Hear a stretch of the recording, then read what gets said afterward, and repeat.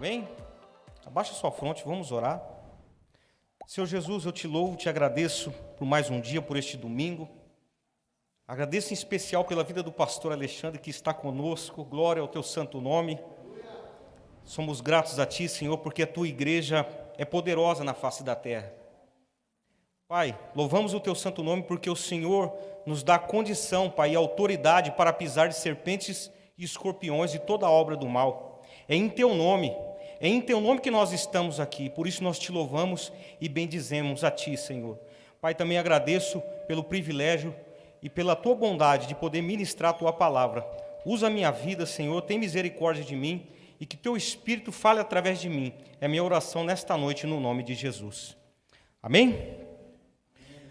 A temática dessa mensagem desta noite, ela está intitulada em Influências no Mundo. Eu mudei 3, 4 vezes o tema dessa mensagem, troquei aqui hoje.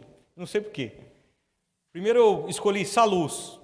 Aí Salus é uma saudação que usa nos países hispanos como saúde, salvação, você anuncia boas novas, enfim. Mas aí eu comecei a pensar nos tipos de influência que existe hoje no mundo. E como Paulo ele diz lá em 1 Coríntios, no capítulo 14, no verso 10, se não me falha a memória, ou é o inverso disso, ele diz assim que existem vários tipos de vozes no mundo e nenhuma delas é sem sentido algum. Todas elas anunciam alguma coisa. E nós não sabemos o certo qual é o desfecho final do que se anuncia. Pois assim intitulei, Influências no Mundo. Mediante ao texto do Sermão da Montanha, que nós acabamos de ler agora, no qual eu vejo saltar três palavras que estão em destaque aqui, que é sal, luz e uma cidade. Eu acredito que essa comparação muito bem aplicada pelo Senhor Jesus, ela tem uma grande importância nessa metáfora, nessa comparação com o que nós somos, com o nosso ofício, com aquilo que nós carregamos e com a convicção daquilo que nós viemos ao mundo para fazer e anunciar. Então, a gente tem essa convicção, nós temos um propósito em Deus, realmente temos um propósito.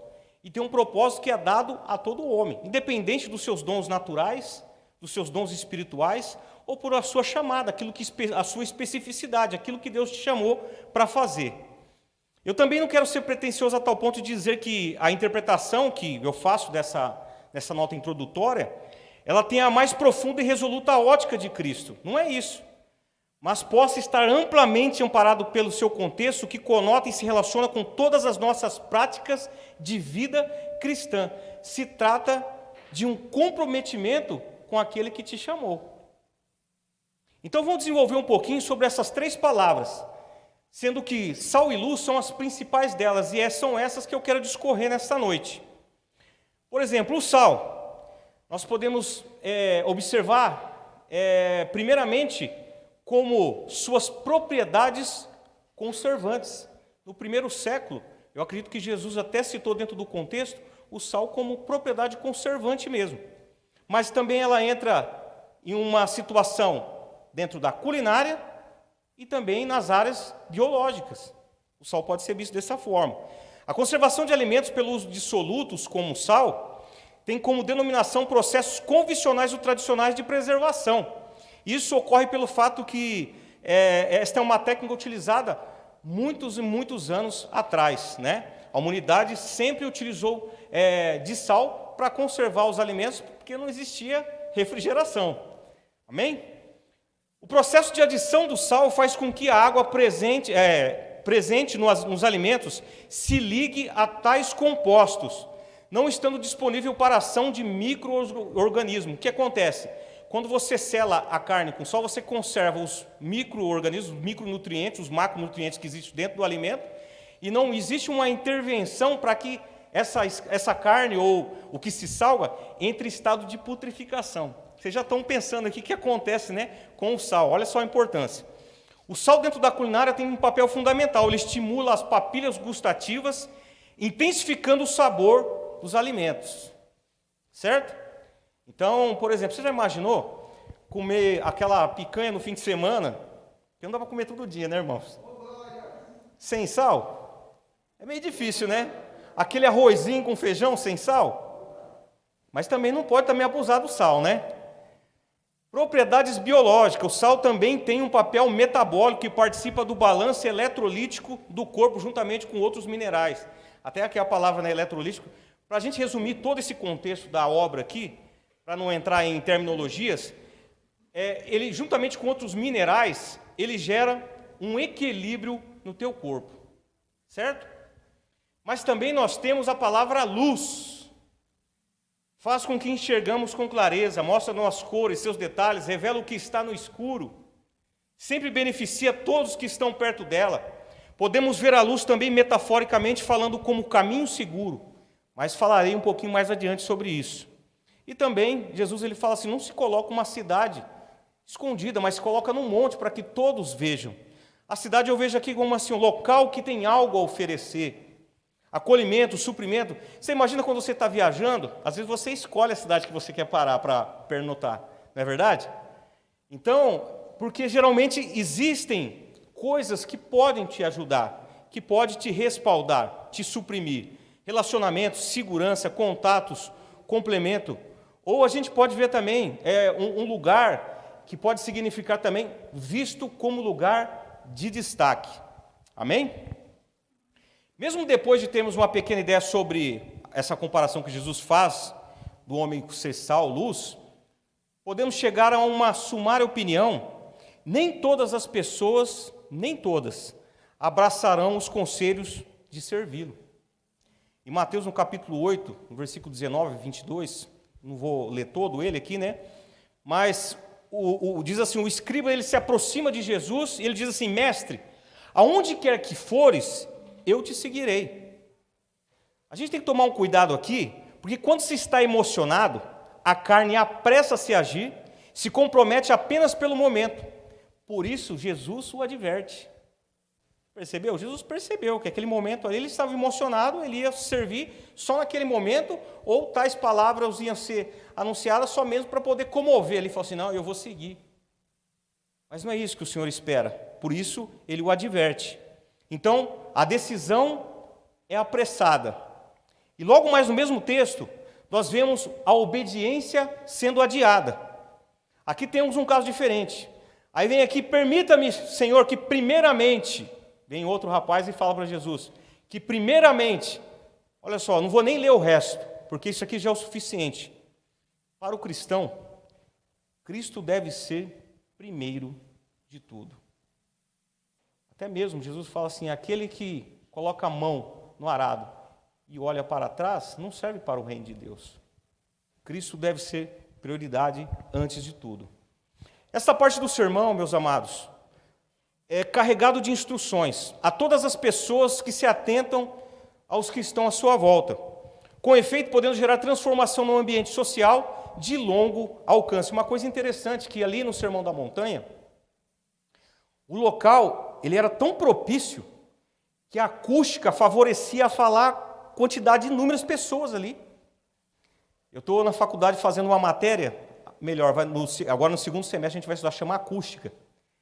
E Jesus sabia tudo sobre acústica, como diz Luciano Subirá. Ele escolheu o melhor lugar, a melhor planície para falar às pessoas. Mas onde eu quero chegar? Que Jesus estava falando não só aos discípulos próximos, eles estavam falando a todos que estavam ali. Então, essa chamada, esse convite, isso que o Senhor Jesus anunciou, vós sois o sal da terra e a luz do mundo, para todos nós. Olha, o próprio Senhor Jesus nos mostra através dessa comparação pragmática e tão carregada de orientações, que qualquer pessoa poderia aderir a tais práticas. Então, vamos a elas aqui. Primeiro, ser sal, está no texto, né? Vós sois o sal da terra. A gente pode imaginar, sendo sal da terra, como você tem grande utilidade para o reino de Deus. Amém?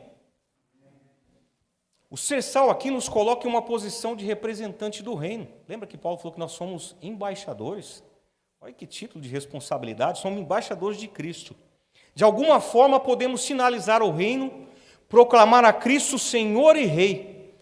Para com esse discurso, irmão.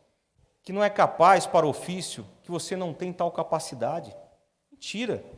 Entenda de uma vez por todas. Olha só, isso aqui é bíblico.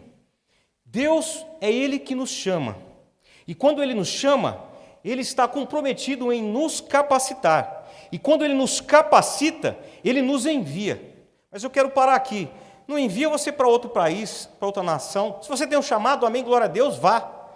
Mas talvez Ele envie você dentro da sua própria casa, na sua vizinhança, no seu serviço, na sua escola, na faculdade, enfim, onde você tiver acesso ao campo de ação. E isso já é o suficiente para fazer um estardalhaço. Olha só que tremendo. E aqui, algo me chama muita atenção. Ele nos envia, mas quando Ele envia, Ele também nos supre. Não vai faltar suprimento para você. Às vezes a gente fica preocupado, fala assim, poxa, mas o que eu vou falar para aquela pessoa, né? Sou descrente, não ama a Deus, vira as costas. No Evangelho de Lucas diz que o Senhor colocará as palavras na sua boca. E a palavra do Senhor ela tem o poder de não voltar vazia. Pode ser que ali ela seja rejeitada, mas lá na frente aquilo ficará reverberando na mente a tal ponto de gerar um novo caminho. Então nós oportunizamos na vida dessas pessoas soluções para a salvação. Posso ouvir um amém aí? Você oportuniza na vida das pessoas possibilidade, a probabilidade dessa pessoa ir aos céus, juntamente com você. E depois de tudo isso, Cristo ainda o respalda. O respaldar aqui é algo maravilhoso. Nos momentos mais difíceis, nos momentos onde você fala assim, eu vou desistir de tudo, não tem mais solução, as coisas não vão acontecer, as coisas não estão propícias para mim, elas não estão ao meu favor. O Senhor se manifesta em você e fala assim, ei, estou contigo, eu te esforço, eu te ajudo, eu te tomo pela destra, não faltará respaldo na sua vida. Para aqueles que dão ouvidos à voz de Deus, Ele é quem chama, capacita, envia, supre e respalda. Isso aqui seria o suficiente para você falar assim, poxa vida, realmente eu sou um filho de Deus poderoso na terra. Porque não dá para pregar diretamente sobre isso, porque é muito extenso. Mas se você vê do Antigo Testamento até o Novo Testamento, todas as pessoas que submeteram a Deus viveram isso aqui intensamente. Intensamente. Podemos também ser vistos como igreja que preservamos o mundo. Olha só que responsabilidade. Quando Jesus afirma isso, que nós somos o sal da terra, essa figura, essa metáfora, ela é muito sugestiva. Até mais naquela época, no primeiro século, do que os dias de hoje.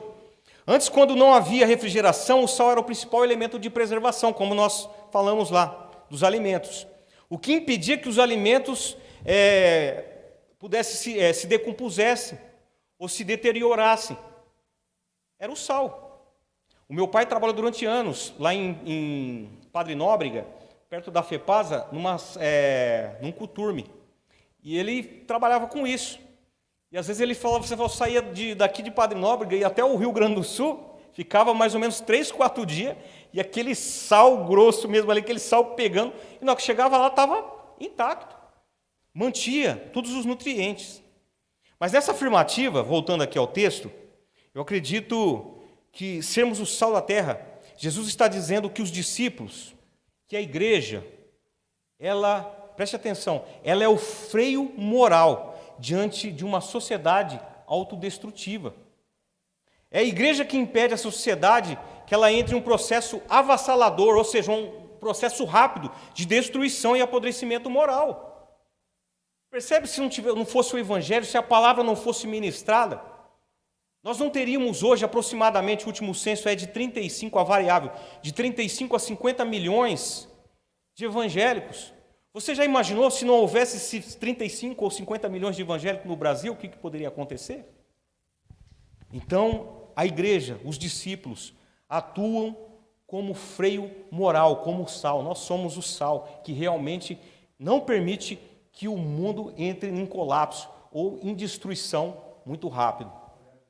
Oportunizamos a mudança de vida e transformações para a conservação da alma daqueles que sofrem sem Cristo. Você sabe qual que é a solução para aquele vizinho seu descrente, aquele amigo seu da faculdade, aquela pessoa do serviço que zomba porque você dá dízimo na igreja? A solução é você. É você com a sua vida. As pessoas olham para você, crente, eu não gosto de crente, eu não gosto dessa coisa, eu não gosto disso. Mas vai chegar o dia, ele vai chegar diante de você e falar assim, olha, eu tenho olhado a sua vida e tenho visto você é uma pessoa diferente, você é uma pessoa que carrega esperança. Eu posso ir na igreja com você para saber o que se passa lá? Já era. Aqui o Senhor faz a obra, porque a palavra não volta vazia. Essa atuação da igreja, ela acontece pelo menos por 4 tipos de vias. São elas: palavra, oração, adoração, testemunho. Diga aí comigo. Palavra, oração, adoração, testemunho. Isso aí ajuda em alguma coisa? Não é só de cunho pedagógico, mesmo para você poder lembrar, tá? Você lembrar aí. Todas elas, o que eu mais gosto de falar é isso aqui, todas elas implicam em resultado. Elas trazem resultados verdadeiros. A palavra de Deus, olha só, age poderosamente nas nossas vidas. Ela é viva, eficaz, consegue adentrar áreas que só ela é capaz. Você sabe por quê? Pois Deus a designou para isso. Tem um versículo que me chama muita atenção. Esses dias atrás eu fiquei uma semana, eu escrevi no quadro onde eu trabalho e fiquei estudando, que é aquele Hebreus 11:3, que diz assim, que pela fé, cremos que os mundos foram feitos pela palavra de Deus, da maneira de que foi feito, não foi feito daquilo que é aparente ou visível. Eu fiquei pensando nesse texto, falei, mas como é isso? Eu vou ter que estudar e pesquisar. A palavra que diz lá mundos, ela não significa cosmos, como a gente está acostumado. Mas ela tem uma importância, ela fala a respeito de dimensões. Então eu comecei a analisar e comecei a ver algumas pessoas comentando. Aí liga com aquele texto que Davi diz lá em Salmo 33, versículo 9, diz, porque falou, tudo se fez. Mandou, logo tudo apareceu. Você sabe o que traz tudo essas coisas à existência? É o poder da palavra de Deus. Olha só, é o mundo invisível gerando o visível. Estou passando aqui um princípio para vocês aqui. Se vocês entenderem, a oração de vocês vai se tornar muito mais poderosa. Porque diz que Abraão, ele venceu, creu contra a esperança, e como ele venceu? Dando glória a Deus. Aquilo vinha na mente e falava assim, não, isso não vai acontecer. Aí ele parava e ficava perturbado, e de repente ele falava assim, glória a Deus, glória a Deus. Deus falou, vai acontecer. Glória a Deus. Deus prometeu, Ele vai cumprir. É assim que as nossas orações têm que se apoiar. Dessa maneira. Isso é poderoso nas nossas vidas. E enquanto haver envolvimento dos descrentes, quanto haver envolvimento dos descrentes com a palavra de Deus, certamente cumprirá o seu propósito. Às vezes, o envolvimento do descrente é muito vago. Às vezes, o Salmo 91 aberto na Bíblia dentro de casa, para afastar o mal, afastar o demônio, o diabo. Ou às vezes de ouvir falar um versículo solto. Mas, mesmo assim, como diz em Isaías, a palavra de Deus, ela é enviada e cumprirá aquilo que apraz o coração de Deus. Então, a palavra na sua boca, ela tem que ser temperada com sal. E Paulo fala para Timóteo, pregue a tempo e a fora de tempo. Mas aqui eu quero abrir um adentro, falar algo para vocês. O sal, ele tem que ser na medida certa. O sal, ele tem que ser contido. Por que o sal é como tempero? É porque ele, de maneira equilibrada, ele gera o sabor, realça as papilas gustativas, aí você fala, que saboroso. Tem pessoas que, às vezes, tem sal de menos, é insosso. E tem pessoas que, às vezes, é sal demais. Chegam em cima das pessoas e começam a jogar toda a sorte de palavra, e aquilo vira uma confusão. E aí nós precisamos ter discernimento. Não é à toa que Paulo fala assim, seja a vossa palavra temperada com sal. Há o momento certo de falar, da maneira certa, como agir. Então, atentemos para isso.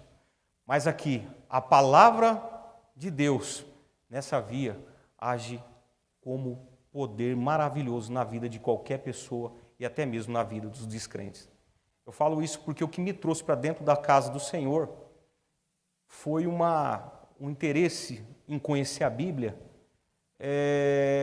justamente porque um dia eu estava conversando com um rapaz e ele estudava numa faculdade e ele era ateu e ele sabia muito mais da Bíblia do que eu.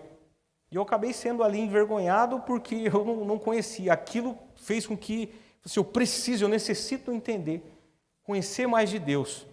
E aqui a palavra me trouxe até, graças a Deus por isso, né? Hoje estou aqui ministrando a palavra porque alguém um dia, né, sabia mais do que eu. Não para falar assim, eu quero saber mais, eu necessitava para mim, para suprimento da minha vida. Segundo, é a oração. A oração faz com que os cristãos cultivem comunhão contínua com Deus. Todo mundo sabe disso, né? Intercede pelos descrentes, por salvação e também benefícios em geral. Bom, um exemplo. Uma vez uma família, uma mãe muito crente e seus filhos. O pai também era crente, mas a mãe era a mais crente de todos. E a mãe orava demais. Orava, mas orava mesmo, orava deveras, orava. E aí, quando a mãe ia falar para os filhos de Jesus, um até ficava quebrantado e ouvia, mas o outro endurecia o coração e não queria ouvir de Deus. Aí a mãe falava assim, filho, eu vou orar por você. Aí um certo dia a mãe teve um sonho com o filho. Deus mostrou assim, falou assim, olha, ela viu uma pessoa muito agressiva e ali no sonho ela era instruída a apenas amar, sem falar nada, apenas amar. E aí, com o tempo vai passando, a mãe muda o posicionamento, o jeito. Passaram-se alguns anos, um dia esse filho liga para a mãe e fala assim, uma pessoa que não acreditava em nada. Mãe, estou passando uma luta, uma dificuldade, eu queria que a senhora colocasse isso em oração. Ela fala assim, não, filho, pode deixar. A mãe vai colocar em oração, sim. E Deus vai fazer uma obra. E a mãe colocou em oração e Deus fez uma obra. Aí o que aconteceu? Toda vez quando o negócio fica difícil, ora com a mãe e fala assim, mãe, ora para mim que o negócio está difícil. Então, isso fez com que o coração daquele filho mudasse. Hoje, o que era três passos para trás, se tornaram o quê? Um caminhar na direção de Cristo. Pode ter certeza que isso vai repercutir em salvação no futuro. Terceiro, adoração. A nossa adoração a Deus deve envolver muito mais do que ir na igreja aos domingos.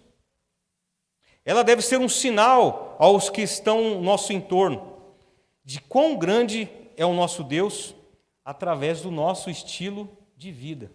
Tem até um livro aí que fala 7 vezes 24, vocês já ouviram falar desse livro aí? Ana Paula que fala sobre isso, né? Livro muito legal, por sinal. Em Romanos, no capítulo 1, versículo número 20, diz, pois desde a criação do mundo, os atributos invisíveis de Deus, seu eterno poder e sua natureza divina, têm sido vistos claramente, sendo compreendidos por meio das coisas criadas, de forma que tais homens são indesculpáveis. Quando olhamos para a eternidade, e vemos os seres celestiais adorando a Deus, nós percebemos uma entrega sem reservas. Há uma intensidade de comprometimento por parte de todos eles. Quando o mundo no pecado e na corrupção contempla esse esforço em nós de adorar o Senhor com todas as nossas forças, como diz os salmistas, todos os confins da terra se lembrarão e se voltarão para o Senhor. E todas as famílias das nações se prostrarão diante dele, pois do Senhor é o reino e ele governa as nações. Sabe, amados, a nossa adoração, ela sinaliza algo tão maravilhoso sobre a face da terra, que quando há um local onde se adora a Deus, se clama pelo nome, As pessoas olham e falam assim: olha, existe um poder na face da terra que é maior do que todas as coisas. Você já parou para pensar sobre isso? Há um poder na face da terra que é sobre todas as coisas. Porque nós adoramos a um Deus que é vivo. Vivo. Ele vive pelos séculos dos séculos, para sempre. Nós vamos para a eternidade com Ele. Diz que Ele foi fazer morada para nós. Diz que até, uma vez, um pai de santo disse que ele tinha que fazer um trabalho para subir no escalão da magia negra, e disse que ele foi no cemitério, ele tinha que abrir um túmulo. E quando ele foi abrir um tal túmulo, apareceu um demônio e falou assim: ó, esse túmulo não pode tocar, porque quem é dono é mais poderoso do que tudo que há. Não pode tocar. Agora você entende porque nós somos respaldados, até mesmo a nossa ossada não pode tocar. E por final aqui, o testemunho. O testemunho é um arauto para que todos saibam que há um poder na terra maior que todos os poderes que existem, atuando diretamente na vida da igreja, dos discípulos, de todos que anunciam as boas novas. Olha, é possível fazer isso sem palavra alguma. Eu, quando tinha 9 anos de idade, a minha avó morava encostada na FEPASA. Perto da FEPASA eram vários barracos que tinham lá. Ela morava beirando a linha do trem. E no fundo da casa tinha um senhor que morava, que dividia ali os cômodos, né? Eram casas feitas de madeira. E esse homem ficou doente. Ficou muito doente, muito doente. Ele teve um AVC, ficou acamado. E eu lembro um dia que a gente foi visitar minha avó ajudava a cuidar. Mas ela, como era mulher, ela não podia dar banho, né, e tal. E eu lembro que aparecia um homem todos os dias, mais ou menos umas 5h30, 6 horas da tarde. O homem vinha do serviço, dava banho, penteava o cabelo, curava as feridas que ficavam nas costas. Todos os dias eu falei assim, eu perguntei para ele, mas quem que é esse? Eu falei assim, é um irmão da igreja. Eu falei assim, mas é o irmão da mesma igreja, do seu Romão? Ele falou assim, não, ele é da igreja ali, daquela igrejinha ali. Aquilo, sabe, me marcou profundamente, porque me lembrei do bom samaritano, né? E falei assim, mas o que ele ganha com isso de vir aqui dar banho? Não era fácil. Eu entrava ali na porta, era muito difícil, o cheiro era muito ruim, sabe? Fazia todas as necessidades na roupa. Aquele homem, botava o homem sentado, penteava o cabelo, limpava, sabe? Deixava cheiroso. Eu tinha 9 anos de idade, eu falei assim, que amor é esse? O que é isso? Porque poderia vir várias pessoas, e o pior assim de tudo, o filho, que morava ali perto, o filho não fazia isso. O próprio filho. Isso ficou registrado na minha mente, sabe? E ali eu tive uma direção. Se um dia realmente eu cumprir esse amor de Cristo, não pode ser diferente daquele homem lá. Se tornou como um exemplo, um estatuto. Então eu acredito que muitas pessoas que viram aquilo, sabe? Eu percebi que o amor de Deus é algo inconfundível, incomparável. Por isso eu estou aqui hoje ministrando a palavra com vocês, lógico, com toda humildade, porque é graça de Deus e misericórdia. Mas olha, como é Deus tremendo, como Deus manifestou um amor tão grande, e esse testemunho ficou registrado na minha mente. E toda vez me vem isso, se possível, sem palavra alguma. Ele não fala uma palavra com ninguém, simplesmente ele entrava lá e falava assim, pode dar banho, entrava, fazia, depois voltava para a casa dele. Trabalhava no outro dia, no mesmo horário, ele estava lá, para dar banho e fazer todas as coisas. Enquanto tivesse necessidade para cumprir ou atender a necessidade daquele homem, ele fazia. Amém. Deus é maravilhoso. Também fomos chamados para trazer sabor à vida das pessoas. Isso aqui já era esperado, né? Somos o tempero daqueles que vivem o amargor da vida. A vida só pode ser muito bem vivida quando está carregada de esperança. Viver uma vida sem esperança é difícil, né? Certeza de algo bom que está para acontecer. Fato real é que carregamos esta esperança conosco. Olha que responsabilidade, né? Em 1 Pedro, no capítulo 3,15, diz assim: antes, santificai ao Senhor Deus em vossos corações, e estais sempre preparados para responder com mansidão e temor a qualquer que vos pedir a razão da esperança que há em vós. As pessoas olham e falam assim: poxa, você tem algo para compartilhar comigo? As pessoas esperam isso da gente. As pessoas, elas estão clamando por esperança. Infelizmente, às vezes estão buscando essa esperança em lugares errados. Mas quando encontrar com vocês, que são o sal da terra, serão grandemente abençoados, eu creio no nome de Jesus. Nós não estamos aqui em vão. Tenha essa convicção. Romanos 15,13 diz também que o Deus da esperança os encha de toda alegria e paz, por sua confiança nele, para que vocês transbordem de esperança, pelo poder do Espírito Santo. Olha, nós também transbordamos de esperança no mundo. E em Tito 3,7 diz: ele o fez a fim de que, justificados por sua graça, nos tornemos seus herdeiros, tendo a esperança da vida eterna. Vamos ler de novo, ó. E ele o fez a fim de que, justificados por sua graça, nos tornemos seus herdeiros, tendo a esperança da vida eterna. Nós também apregoamos a salvação, a eternidade. Apontamos para a eternidade. Você pensa que você é pouca coisa? O sal também, agente de conservação, suas propriedades colaboram para que aquilo que é de melhor não seja corrompido. O sal nos conserva da corrupção, essa palavra bastante ouvida nos dias atuais, né? Então, ó, 3 características da corrupção aqui, que eu quero ser rápido. A primeira, quebra princípios básicos fundamentados. Aquele negócio, quem não se pauta pelos valores da palavra, pode ter certeza. Está pisando em terreno escorregadio.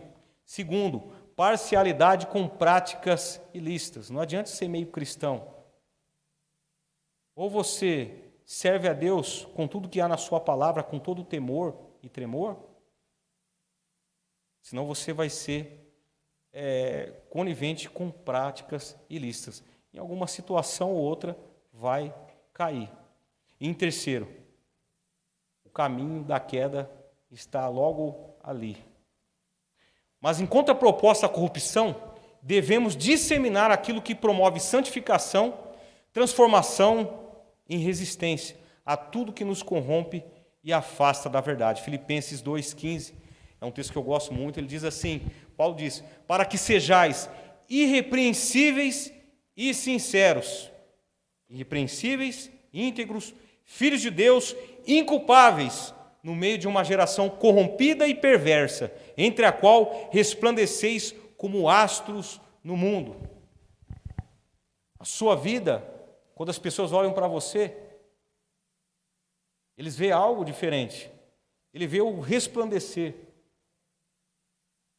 E quando ele compara aqui, eu até acredito que na tradução, quando a Almeida foi fazer essa tradução aqui, ele está comparando com os astros mesmo, o sol, a lua, as estrelas. Estão bem em destaque, visíveis. Por quê? Pessoas buscam ser irrepreensíveis, sinceros, filhos de Deus, inculpáveis, no meio de uma geração que quer levar vantagem em tudo. E para fechar a parte do sal aqui, o sal age também como antisséptico protetor. Existem muitos micro-organismos que tentam adulterar a qualidade interior dos alimentos que são salgados. Nós já sabemos disso que eu falei no começo, né? Não consegue porque o sal ele inibe o contato e ação direto com a água que há dentro do alimento. Se haver o contato com a água, a carne pode ser putreficada. Então entra em estado de... pode estragar a qualquer momento, né? Quando Cristo verdadeiramente está sendo formado em pessoas, que o Senhor confiou a nós, de fato elas estarão seguras e protegidas dos ataques e enganos externos contra suas vidas. Por quê? Lembra que eu falei de sempre a gente caminhar junto? Ter uma palavra boa, uma palavra que edifica, uma palavra que constrói, uma palavra que leva a pessoa a ter uma mudança de mente. Isso é o sal que irá proteger essas pessoas. E aí Jesus ele faz uma colocação também, e se o sal for insípido, com que há de se salgar? Aqui é bem simples, não perca o sabor que há em você. Um cristão insípido é aquele que não faz a diferença no reino de Deus. E por não exercer as tais prerrogativas de um discípulo de Cristo, ele é pisado. O sal perdia o sabor quando expostos a intempéries, ao clima, ao sol, à umidade. O discípulo ele perde o sabor quando se expõe à contaminação pelas coisas que poluem o mundo, que jaz no maligno. 1 João 2,15 diz: não ameis o mundo e nem o que no mundo há. Se alguém ama o mundo, o amor do Pai não está nele. Porque a concupiscência da carne, a concupiscência dos olhos, a soberba da vida não é do Pai, mas do mundo. Mas o mundo passa, e a sua concupiscência. Mas aquele que faz a vontade de Deus, ele permanece para sempre. Então não perca o sabor. E a gente tem que tomar cuidado, falar assim, mas como é isso? É possível? O cristão, ele perder o sabor? Nós temos que tomar cuidado, porque no livro de Hebreus, no capítulo 6, fala a respeito disso, que fala de cristãos que uma vez foram iluminados e acabaram se apostatando da fé. Endureceram os seus corações. Mas eu creio que essa igreja não é assim, para a glória de Deus. Nós agimos de maneira diferente, nós temos a convicção, essa esperança está em nós. Nós carregamos essa esperança conosco. E não poderia deixar de citar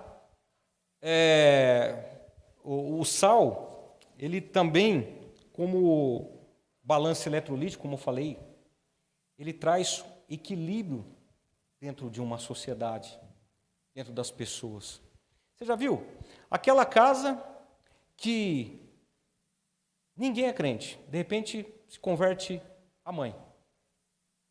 Aí passa algum tempo, as lutas, as dificuldades, essa mãe começa a viver os testemunhos, Cristo começa a resplandecer a sua vida, ela começa a semear ali, a temperar a casa, daqui a pouco vem o pai, daqui a pouco vem um filho, daqui a pouco a família está em Cristo.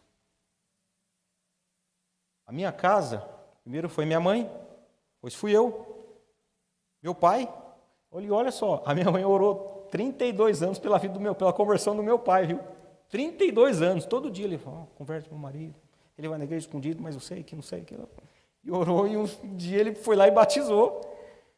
Então, amados, dentro da nossa casa, sabe, nós, como sal, temos um poder de alastrar toda a parentela.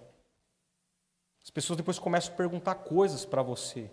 Me diga um pouco, como que é isso? Como que funciona?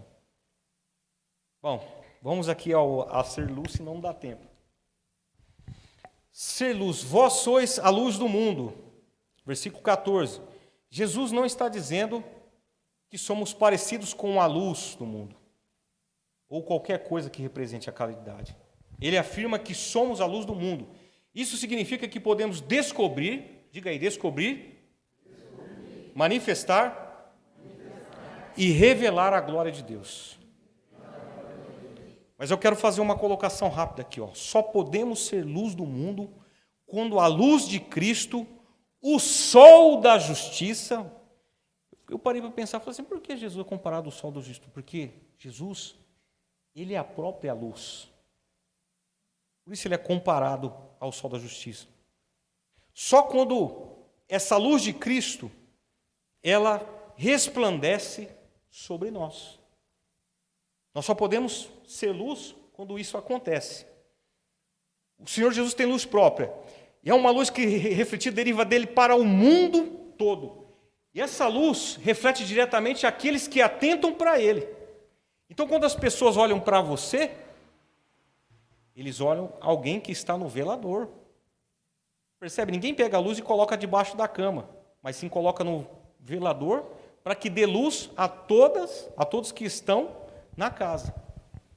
Então saiba de uma coisa, você como luz do mundo, por mais que você não considere dessa maneira, você já é visto como uma pessoa de destaque. Eu não estou falando de destaque de negócio, business, fala bem, é famoso, não estou falando disso não.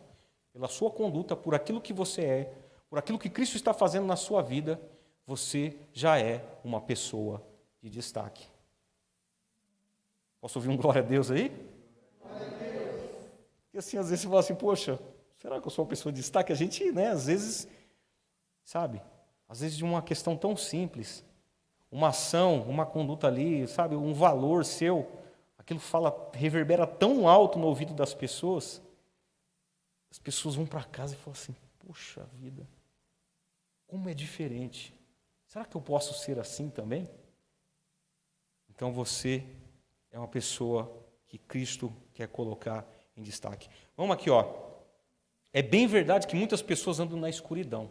Hoje a escuridão está em inúmeros lugares. Infelizmente, se permanecer dessa forma, viverão uma vida inteira em trevas.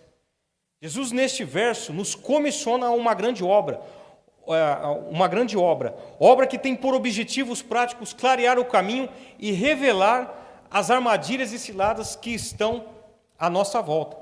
Por isso, a grande importância de sermos luz.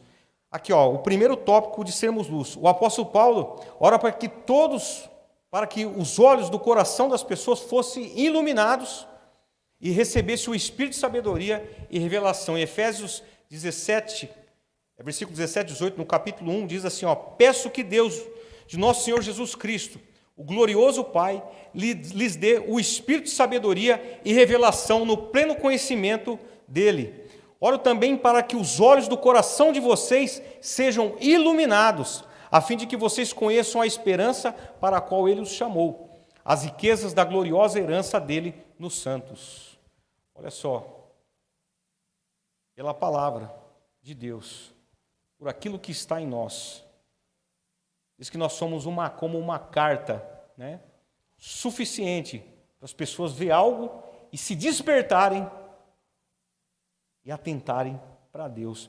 Sabe, quando eu vejo isso assim, às vezes vem um temor tão grande, porque, você imagina, porque às vezes a gente espera resultados instantâneos e rápidos. Mas sabe de uma coisa? Às vezes tem palavras que você pregou há muitos anos, que está dando fruto, juntamente com outras pessoas, no tempo que se chama hoje. Por causa da palavra. Você pode aí procurar dentro de você palavras que um dia falaram para você, que você lembra até hoje, que te traz vigor, te traz força. 2, para que consiga ver o caminho e permanecer firme nele. É o Salmo 119, versículo 105, diz, lâmpada para os meus pés é a tua palavra e luz para os meus caminhos. Como luz do mundo, somos aqueles que pela palavra de Deus, que está em nós, com a mente de Cristo, que diz lá em 1 Coríntios 2,16, damos um norte às pessoas. A luz serve para balizar, demarcar um caminho para que se torne seguro, para gerar permanência na jornada cristã. Olha que interessante, a melhor comparação, exemplo, quando o avião ele está para pousar, quando ele está chegando perto do ele pede permissão para pousar, o que é a primeira coisa que ele vê lá embaixo?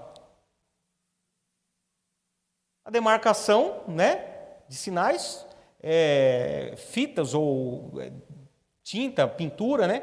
E à noite, as luzes. Então, olha só o que você pode gerar na vida dessas pessoas como sendo luz. Você pode nortear essas pessoas a chegarem até Cristo, a caminharem para conseguir a sua salvação. É algo maravilhoso.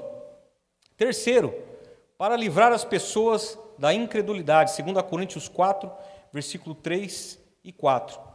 Mas se o nosso evangelho está encoberto, para os que estão perecendo, é que está encoberto.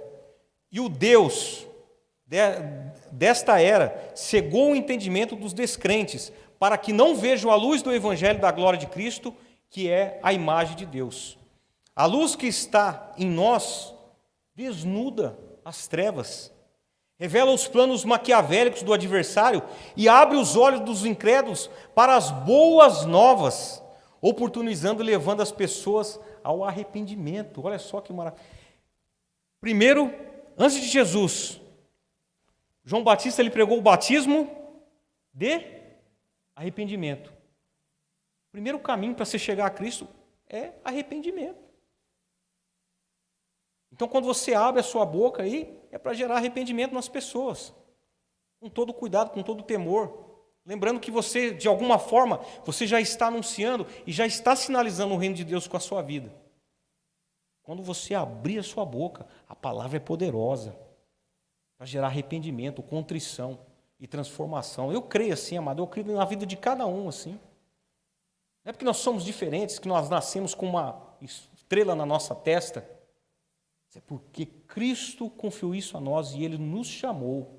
Está juntamente conosco, e o seu poder opera através das nossas vidas. E para fechar aqui, no 4, diga aí para o seu irmão, resplandeça aí para o mundo. Ah, desse jeito não, pode parar. Resplandeça para o mundo. Não é comprar roupa de neon e sair aí, tá? Não é isso não, tá? Resplandeça para o mundo. Será que verdadeiramente refletimos a luz de Cristo? Será que estamos sendo influência para gerações vindouras e atual? Será que somos notados pelo mundo que jaz no maligno? Será que despertamos nas pessoas motivos para se voltarem para Deus? Aí finalizo com o versículo que fecha, o texto. Assim resplandeça a vossa luz diante dos homens, para que vejam as vossas boas obras e glorifique o vosso Pai que está nos céus. Assim resplandeça a vossa luz diante dos homens. Quando eu olho para esse texto e vejo essa palavra resplandecer na NVI, brilhe, eu vejo uma pessoa que com todas as suas limitações e suas dificuldades, até mesmo de comunicação, mesmo não ter nada para oferecer para atrair a presença de Jesus. Por isso que Jesus veio sem parecer e formosura, para provar que não precisa nada disso. O Espírito Santo de Deus vai agir poderosamente na vida de cada um de vocês. É o Espírito Santo de Deus. Não depende de palavras persuasivas. Não depende. Olha, eu queria usar tudo que eu estudei lá na faculdade, vários livros lá, não dá para usar nada, não serve aquilo. Aqui tem que ser a Bíblia, tem que buscar de Deus, tem que chorar. Tem que chorar, pastor, me dá uma palavra aí para me pregar para a igreja, porque estou vazio. O Espírito Santo de Deus fará com que essa luz resplandeça poderosamente. Por onde quer que vocês forem, por onde quer que vocês andarem, a palavra de Deus, a luz de Cristo, vocês, como sal da terra, farão toda a diferença. Estou falando isso porque nós estamos vivendo dias difíceis. Estamos esperando tudo isso acabar. Mas aí vem a pergunta, e se não for da maneira como imaginamos? Nós não podemos deixar de ser sal, não podemos deixar de ser luz. Temos que continuar a nossa jornada, a nossa luta, sabendo que vencendo vem Jesus. Vencendo vem Jesus. Por mais que as pessoas olhem aí e falem assim, poxa vida, eu não estou vendo, diante de tudo isso, esse cenário que acontece no Brasil, não é só aqui no Brasil, tá? Mas o nosso país, infelizmente, tem anunciado muitas coisas ruins. Mas nós temos a convicção que em Jesus nós podemos todas as coisas. Amém? Abaixe sua fronte e vamos orar ao Senhor.